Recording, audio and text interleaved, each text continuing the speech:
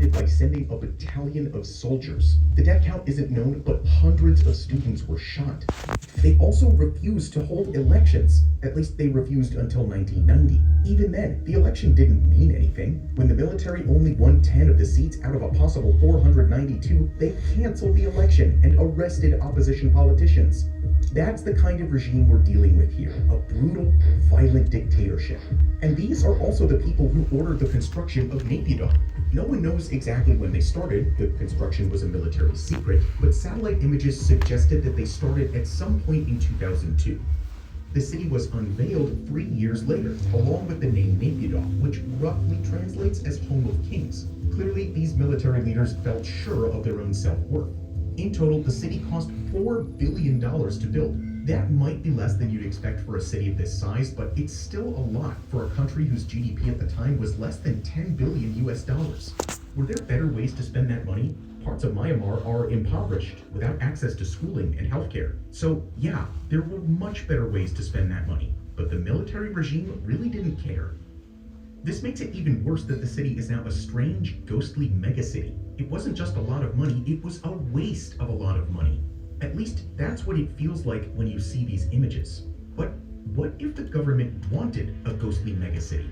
If you thought this story was strange already, it's about to get even stranger.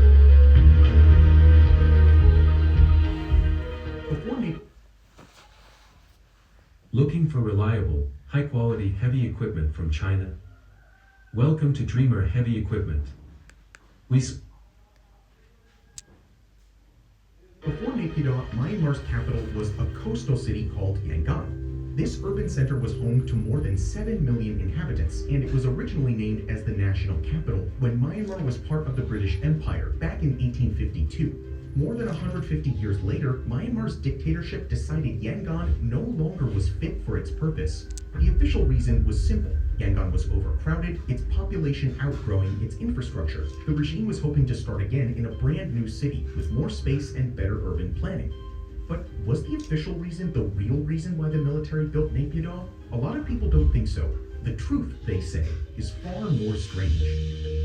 Most experts think that the regime was nervous about Yangon's increasingly bloated population. If a wide-scale revolt broke out in the city, the government knew it would be hard to defend against so many civilians at once. The student protests at Yangon University weren't the only demonstrations they dealt with, and it was starting to feel like a matter of time before one of these protests broke out into something bigger.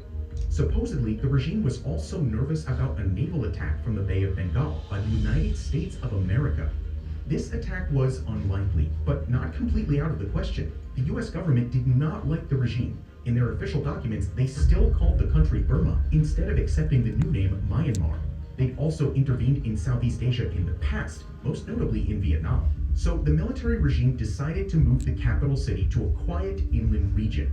Here, it would be a lot less vulnerable to popular protests and significantly harder for the United States to attack. They positioned their city between two